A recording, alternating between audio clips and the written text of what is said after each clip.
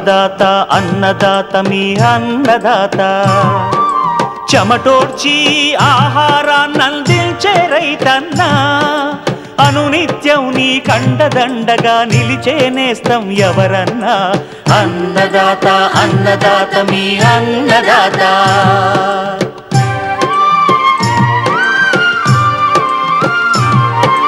నూతన రీతుల సాగుబడికి నూరింతలు పెరిగే దిగుబడికి సూచనలిచ్చే సస్య రక్షణకు పశు పోషణకి శాస్త్ర విజ్ఞానం అందించి ముందుకు నడిపే తెలుగు రైతు భారతదేశానికి మకుటం అయ్యేలా తీర్చిదిద్దే ఆశయంతో మిమ్ము మేలు కొలిపేది అన్నదాత అన్నదాత అన్నదాత మీ అన్నదాత అన్నదాత అన్నదాత మీ అన్నదాత.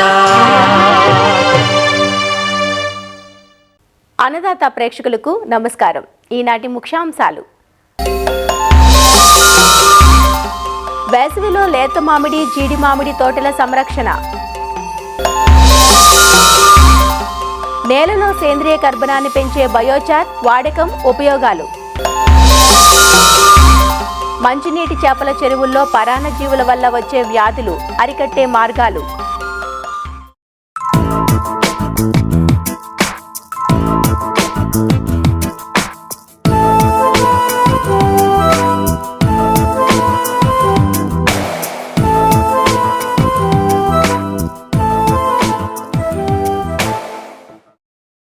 రోజురోజుకు పెరుగుతున్న ఎండలు ఇటు మానవాళికి అటు వ్యవసాయానికి తీవ్ర ఇబ్బందులను కలుగజేస్తున్నాయి.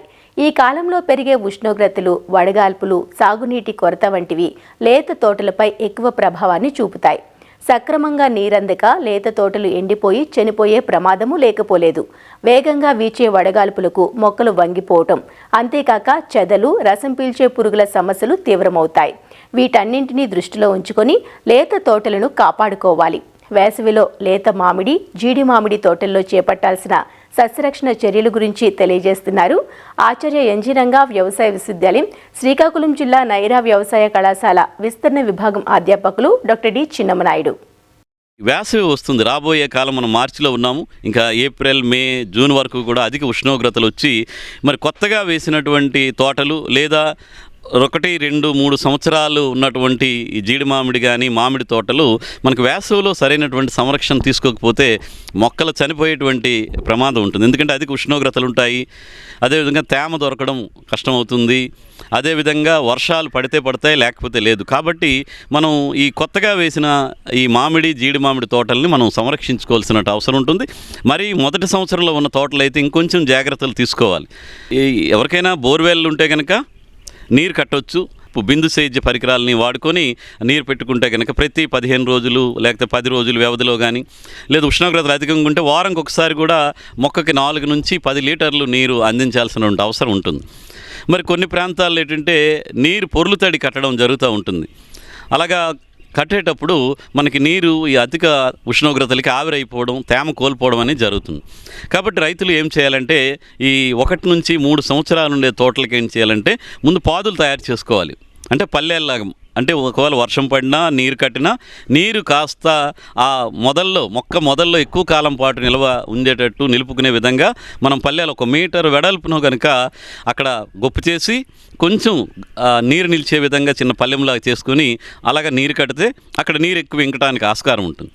అదేవిధంగా పెట్టిన నీరు త్వరగా ఆవిరైపోకుండా మనకు ఉన్నటువంటి ఏదైనా మల్చింగ్ మెటీరియల్, అంటే ఆ తేమ ఆవిరైపోకుండా కాపాడడానికి మనకి వరి గడ్డి కానీ లేదా మొక్కజొన్న చొప్పలు కానీ లేదా ఎండిపోయిన రాలినటువంటి ఆకులన్నింటినీ కూడా సేకరించుకొని నీరు కట్టిన తర్వాత ఆ పాదుల్లో కనుక వేస్తే ఉష్ణోగ్రతలకి తేమ ఆవిరైపోకుండా ఉంటుంది. ఇక రెండోది ఈ జీడి మామిడి తోటలు కానీ కొంతవరకు ఏంటంటే పోడు భూములు, వాలు కలిగినటువంటి భూముల్లో అక్కడ ఏజెన్సీ ప్రాంతాల్లో వేస్తూ ఉంటారు. మరి అక్కడ ఈ నీరు పెట్టడం అనేది సాధారణంగా జరగదు. ఎక్కడైనా పోడు భూములు, వాలు భూములు అంటే అక్కడ నీటి సదుపాయాలు ఉండవు. వర్షం పడినప్పుడే అక్కడ తేమ చేరుతుంది. కాబట్టి అలాంటి వాలు కలిగిన భూముల్లో కనుక ఎవరైనా రైతులు ఈ జీడి మామిడి కనుక వేసుంటే వాలుకి అడ్డంగా కందకాలను ఏర్పాటు చేసుకోండి. వాలుకి అడ్డంగా మొక్కకి పై భాగంలో కనుక 1 అడుగు వెడల్పు, 2 అడుగులు పొడవు, 1 అడుగు లోతు ఉండేటువంటి కందకాలను కనుక ఏర్పాటు చేస్తే ఎప్పుడైనా వర్షం పడితే పైనుంచి వచ్చిన నీరు ఆ వాల్ నుంచి వచ్చి ఈ కందకాల్లో నీరు నిలవ ఉండడం అనేది జరిగి మొక్కకి ఎక్కువ కాలం పాటు తేమ లభించేటువంటి అవకాశం ఉంటుంది. కాబట్టి తద్వారా మొక్కలను కూడా కాపాడే అవకాశం ఉంటుంది.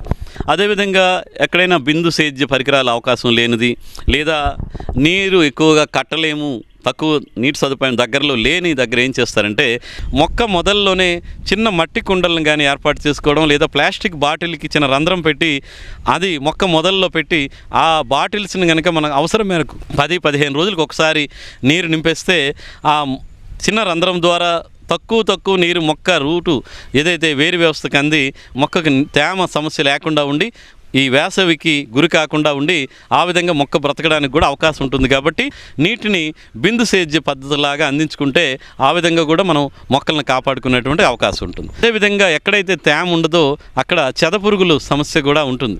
చెదపురుగులు కనుక మొదటి దశలో కనుక అంటే లేత మొక్కల దశలో చెదపురుగులు ఆశిస్తే మొక్క చనిపోయేటువంటి ప్రభావం ఉంటుంది. కాబట్టి దానికోసం కూడా నిరంతరం గమనించుకొని ఈ పురుగుల తలకి మట్టి ఏదైనా ఉంటే గోనె సంచులతో ఒకసారి రుద్దేసి దానికి మనం క్లోరిఫైరిఫాస్ మందుని 5 మిల్లీలీటర్లు 1 లీటర్ నీటి చొప్పున కలిపి మొక్క మొదల చుట్టూ ఉన్న మట్టి మీద కనుక పిచికారీ చేసుకోగలిగితే మనకి అక్కడ చెదపురుగుల సమస్య కూడా చాలా వరకు తగ్గుతుంది.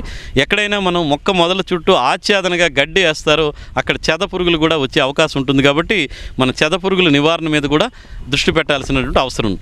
అదేవిధంగా మనకేంటంటే ఒకసారి 2 సంవత్సరాల్లోనే 1 సంవత్సరం వేసిన తర్వాత కూడా పూత వచ్చేస్తుంటాయి త్వరగా రీప్రొడక్టివ్కి వెళ్తే దానివల్ల మన కాపు ఏమీ రాదు. పోత వస్తే ఏమవుద్దంటే శాఖీయ భాగాలు పెరగడం అనేది తగ్గిపోతుంది.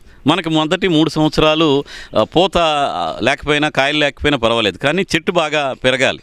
కాబట్టి ఈ లేత జీడి మామిడి తోటలో వచ్చిన కొత్త పూత ఏదైనా ఉంటే అది చిగురులు చెంపేసి పూతని కనుక తీసేస్తే అప్పుడు మనం పెట్టిన తేమ కానీ పడిన వర్షం కానీ ఈ మొక్క బాగా పెరగడానికి శాఖీయ భాగాలు బాగా పెరగడానికి ఉంటాయి. కాబట్టి అదొకటి చేసుకోవాలి.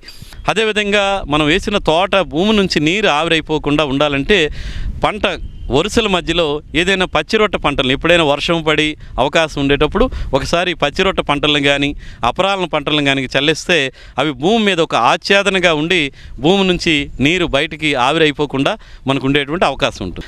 ఇంకొకటి ఈ సంవత్సరం వేసినటువంటి జీడి మామిడి కానీ అంటే మొదటి సంవత్సరంలో మరి ఈ వేసవి ఉష్ణోగ్రతలతో పాటు గాలి కూడా ఉంటుంది, వేడి గాలి కూడా తగులుతుంది. కొత్తగా వేసిన మొక్కలకు కనుక తేమ సరిగా లేకపోతే అవి చనిపోయేటువంటి అవకాశం ఉంటుంది. కాబట్టి అలాంటి కొత్తగా మొదటి సంవత్సరం వేసిన అంటే ఈ సంవత్సరం వేసిన మొక్కలకైతే నీడ కల్పించడం అనేది చాలా ముఖ్యం. జీడి మామిడికి అయితే ఇప్పుడు తాటి ఆకులు దొరుకుతుంటాయి. ఆ మొక్క మొదటి సంవత్సరం మొదటి 6 నెలలు అంటే అది 2 అడుగుల ఎత్తు వరకే పెరిగి ఉంటుంది. కాబట్టి ఈ తాటి ఆకుల్ని 2 వైపులు అంటే పశ్చిమ దక్షిణ దిశలుగా మనం కనుక పెడితే ఎండ తీవ్రత కొంతవరకు తగ్గి మొక్క మీద డైరెక్ట్గా ఈ నేరుగా సూర్యరశ్మి పడకుండా ఉంటే మొక్కలు ఎక్కువగా తేమను కోల్పోవు, చనిపోకుండా ఉంటాయి. అది చేయటం కానీ లేదా మొక్క చుట్టూ కూడా ఈ గార్డ్స్ అంటారు 2 అడుగుల దూరంలో పెట్టుకుంటే ఒక రకంగా ఇది ఒక గార్డ్ లాగా పశువులు మేకలు తినకుండా కాపాడుతుంది. మొక్కలు ఈ వేసవిల ఉష్ణోగ్రతలకి గురి కాకుండా ఉంటాయి. కొత్తగా వేసినటువంటి తోటల్లో ఈ రకమైనటువంటి నీటి మట్టి సంరక్షణ చర్యలు కనుక ఈ వేసవిలో తీసుకుంటే మరి మొక్కలను మనం సంరక్షించుకొని తదుపరి మంచి ఆరోగ్యకరంగా మొక్కలుగా ఎదగడానికి అవకాశం ఉంటుంది.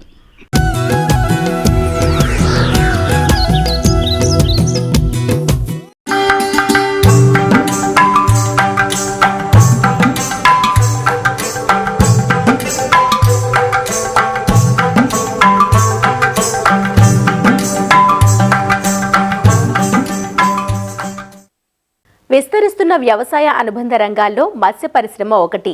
వీటిలో చేపలు బహు సున్నిత జీవులు. వాతావరణ మార్పులను ఏమాత్రం తట్టుకోలేవు.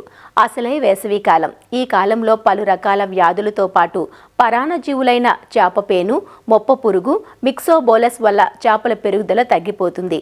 వీటి నివారణకు రైతులు విచ్చలవిడిగా రసాయనాలను వాడటం వల్ల చేపల్లో అవశేషాలు ఉండిపోవడమే కాక పెంపకదారులు అనవసర ఖర్చుల వల్ల తీవ్రంగా నష్టపోతున్నారు. కాబట్టి చేపల పెంపకంలో ఎప్పటికప్పుడు వీటిని గమనించుకుంటూ నివారణకు శాస్త్రీయ పద్ధతులను పాటించాలంటూ వివరాలు తెలియజేస్తున్నారు ఆచార్య ఎన్జీ రంగా వ్యవసాయ విశ్వవిద్యాలయం నెల్లూరు జిల్లా ముత్తుకూరు మత్స్య కళాశాల ప్రధాన శాస్త్రవేత్త డాక్టర్ తంబిరెడ్డి నీరజ. ఆంధ్ర రాష్ట్రం ఏంటంటే మొట్టమొదటి స్థానంలో ఉంది ఈ మంచినీటి చేపల పెంపకంలో. మొట్టమొదటి స్థానంలో ఉన్నప్పటికీ కూడా నష్టాలు కూడా రైతులు అదే రీతిలో చవిచూస్తూ ఉన్నారు. ఈ నష్టాలకి ప్రధాన కారణం ఏంటంటే ఈ మంచినీటి చేపలకు సోకేటటువంటి పరాన్నజీవుల వ్యాధులండి. ముఖ్యంగా 3 రకాలైనటువంటి పరాన్నజీవులు. మొదటిది చేప పేను, దీన్ని ఆర్గులస్ అంటారు. ఇది చేపల శరీరంపై రక్తాన్ని పీల్చడం ద్వారా చేప బలహీనపడి మేత తినడం మానేసి వెంటనే మనం చికిత్స కానీ నివారణ కానీ చేపట్టినట్టయితే చేపలు చనిపోవడం జరుగుతుంది. ఈ వ్యాధి సోకినటువంటి చేపల్లో ఏంటంటే శరీరం మొత్తం మీద కూడా అది ఎక్కడైతే మెత్తగా ఉంటాయో పొట్ట కింద, తర్వాత వాజాల దగ్గర కూడా ఈ చేప పేను అనేది ఆవహించడం జరుగుతుంది. దీని జీవచక్రం ఏంటంటే ఒక 30 రోజుల్లోనే ఇది మెచ్యూరిటీకి రావటము, మళ్ళీ గుడ్లు పెట్టడము, ఆ గుడ్లు మళ్ళీ పిగలటము, ఈ రకంగా ఏంటంటే విపరీతంగా చెరువులో వ్యాపించి చేపల్ని బాగా ఆవహించడం ద్వారా ఇది చేపలు మేత సరిగ్గా తీసుకోకపోవడము, చనిపోవడం జరుగుతూ ఉంది. ఈ చేప పేనుకి ముఖ్యంగా మనం ఏంటంటే బయట నుంచి నీరు తీసుకునేటప్పుడు వడగట్టి తీసుకోవటము, ఒక చెరువు నుంచి ఒక చెరువుకి మనకు వలలు వాడేటప్పుడు వాటిని ప్రాపర్గా డిస్ఇన్ఫెక్ట్ చేసుకోవటము, నీటిని తోడుకునేటప్పుడు ముందు మనం రిజర్వాయర్ ట్యాంకులు పెట్టుకొని వాటిని డిస్ఇన్ఫెక్షన్ చేసిన తర్వాత నీళ్లు తీసుకోవడం ద్వారా కూడా మనము ఈ చేప పేనును నివారించవచ్చు. మూటల ద్వారా మేతలు పెడతాము. ఆ మూటలకి ఇది చేప పేను గుడ్లు అతికిస్తుందండి. అతికించడం ద్వారా ఈ గుడ్లు పిగలడము, మనం ఎంత మందు కొట్టినప్పటికి కూడా పెద్ద పేనులు చనిపోతాయి, కానీ ఈ ఈపి ఏదైతే గుడ్డు ఉంటుందో అది చనిపోవడం జరగదు. అది మళ్ళీ పిగిలి మళ్ళీ చేపలకు వ్యాధి కలిగిస్తుంది. కాబట్టి ఆహారపు సంచుల్ని మనం ఏంటంటే ఒక 3 బ్యాచ్లుగా పెట్టుకొని 4 రోజులకు ఒకసారి బ్యాచ్ తీసేసి ఈ ఎండగట్టి గుడ్డు చనిపోయిన తర్వాత మళ్ళీ వాడుకునే విధంగా మనం 3 బ్యాచ్ల కింద ఈ ఆహారపు సంచుల్ని పెట్టుకోవడం చేయాలి. అదే రకంగా చెరువుల్లో పాత రేకులు అటువంటివి ఏదైనా వేసినప్పుడు ఏంటంటే ఈ చేప పేను వాటి గుడ్లు పెడుతుంది. కాబట్టి అవి గుడ్లు పెట్టిన తర్వాత 4 రోజులకు ఒకసారి వాటిని బయట తీసేసి ఎండగట్టినట్లయితే ఆ గుడ్డు చనిపోవడం జరుగుతుంది. ఆ రకంగా కూడా మనం ఏంటంటే చేప పేను వ్యాధి ఉధృతిని మనం తగ్గించుకోవచ్చు. ఇక చికిత్స విషయానికి వస్తే చేపల చెరువులో 1 మీటర్ లోతున్నటువంటి చెరువు ఎకరానికి 2.8% ఉన్నటువంటి డెల్టామిత్రిన్ని మనం 200 ml చెరువంతా ఎండ సమయంలో పిచికారీ చేసుకున్నట్లయితే ఈ చేప పేను చనిపోయేదానికి అవకాశం ఉంటుంది. ఏదేమైనప్పటికీ చికిత్స కన్నా కూడా అది రాకుండా నివారించుకోవడం అయితే మంచిదండి. చేప పేను వ్యాధి మొప్ప పురుగు వ్యాధి డాక్టైలోగైరస్ అనే పరాన్నజీవి వల్ల వస్తుంది. ఇది ఎప్పుడు కూడా డాక్టైలోగైరస్ అనేది చేప మొప్పల్లో 1-2 ఉంటూనే ఉంటాయి.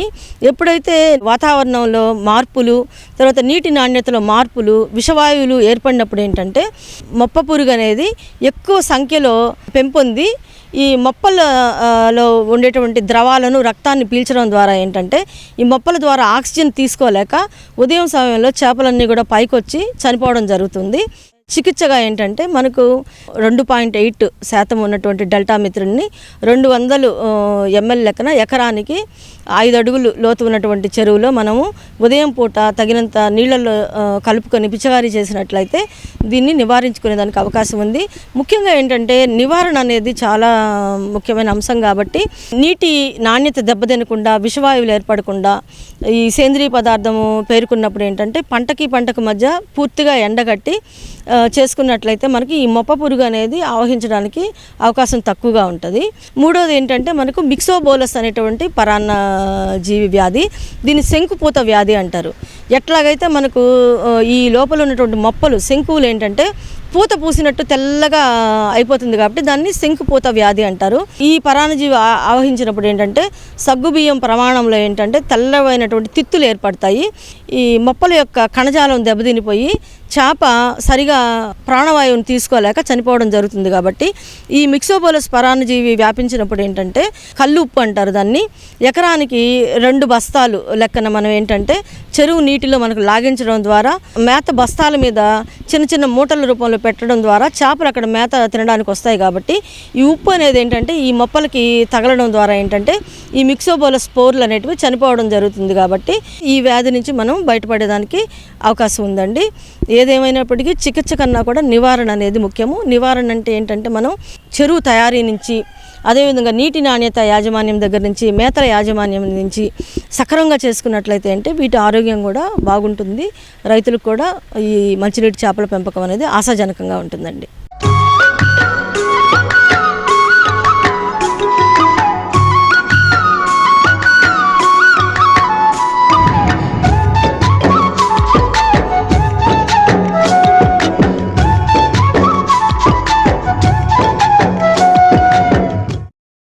బయోచార్ ఈ పదం ఇటీవల ఎక్కువగా వినిపిస్తోంది. బయోచార్ను చాలామంది బొగ్గు అనుకుంటారు, కానీ వాస్తవానికి బయోచార్ అంటే బొగ్గు కాదు. చూడటానికి బొగ్గులా ఉంటుంది, కానీ తక్కువ ప్రాణవాయువులో దీన్ని ఉత్పత్తి చేస్తారు. వ్యవసాయ వ్యర్థాలతో తయారు చేసే బయోచార్ను పంట పొలాల్లో సేంద్రియ ఎరువుగా వాడటం వల్ల అనేక ఉపయోగాలున్నాయి. ప్రస్తుతం ఉత్పన్నమవుతున్న వాతావరణ మార్పులు, భూసారం దెబ్బతినటం, సమస్యాత్మక భూములు వంటి సమస్యల నేపథ్యంలో భూమి సేంద్రియ కర్బన శాతాన్ని పెంచే వాతావరణ అనుకూలమైన అస్త్రంగా బయోచార్ను చెబుతున్నారు. అందుకే దీన్ని నల్ల బంగారంగా వ్యవహరిస్తున్నారు. అసలు బయోచార్ అంటే ఏమిటి? వ్యవసాయంలో బయోచార్ వాడకం వల్ల ఎలాంటి ఉపయోగాలున్నాయి? రైతులే దీన్ని సొంతంగా ఎలా తయారు చేసుకోవచ్చు? ఆంధ్రప్రదేశ్లోని ఒక ప్రైవేట్ సంస్థ నిపుణులు కె కిరణ్ నుంచి తెలుసుకుందాం. రైతులు భూసారాన్ని తిరిగి పెంచుకోవడానికి, అదేవిధంగా భూమిలోని కార్బన్ శాతాన్ని పెంచుకోవడానికి బయోచార్ అనేది చాలా ఉపయోగపడుతుంది. బయోచార్ అంటే బొగ్గు కాదు. చాలామంది బొగ్గు బయోచార్ ఒకటి అనుకుంటారు. బొగ్గు వేరు, బయోచార్ వేరు. బొగ్గు అనేది కట్టెల్ని మొత్తం గాలిలో పూర్తి ఆక్సిజన్లో మనం బర్న్ చేస్తూ వచ్చేది బొగ్గు. అదేవిధంగా ఈ కట్టెలు కానీ, వృక్ష ఆధారిత పదార్థాలు కానీ, పొలంలోని మన మిగిలిపోయిన పదార్థాలు కానీ అతి తక్కువ ఆక్సిజన్లో, అంటే గాలి తక్కువ విధానంలో మనం ఒక బట్టీలా కట్టుకుని బర్న్ చేస్తూ వచ్చేది బయోచార్. బొగ్గులో ఉండేటువంటి కార్బన్ యాక్టివ్ రూపంలో ఉండదు, మొక్కకు కావలసినంత అందదు.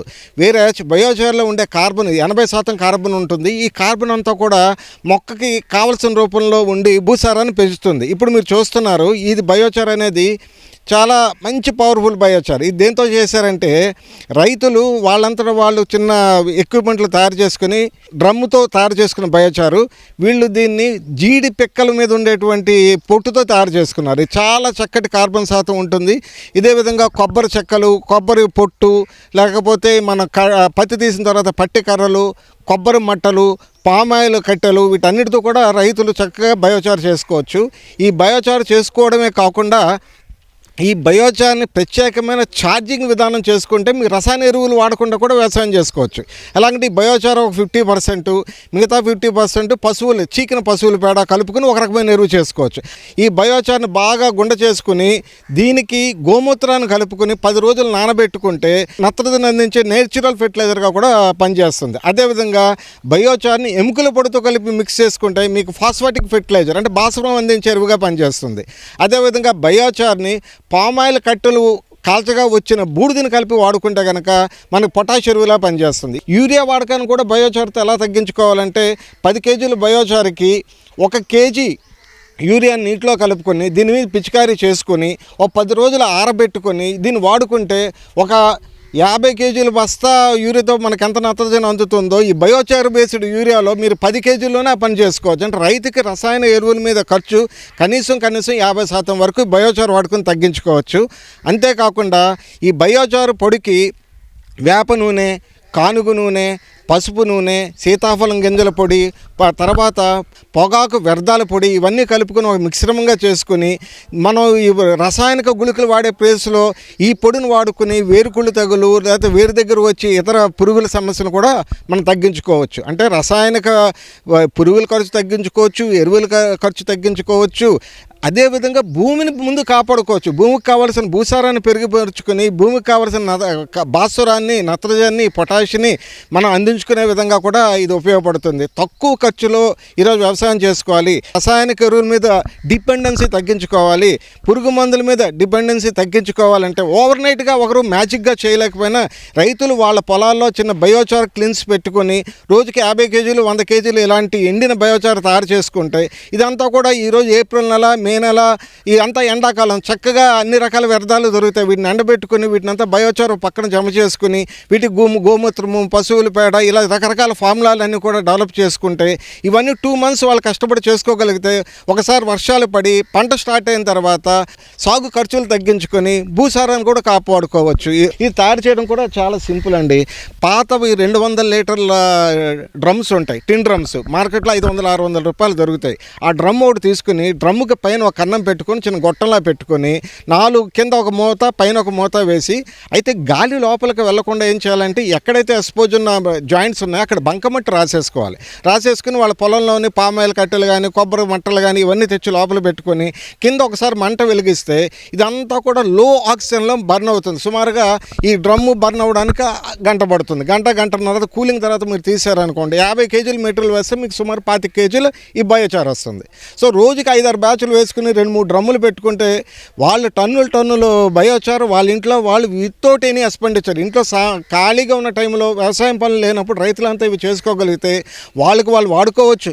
ఇంకా ఎక్కువ తయారు చేసుకున్న వాళ్ళు పక్క వాళ్ళు కూడా అమ్ముకోవచ్చు.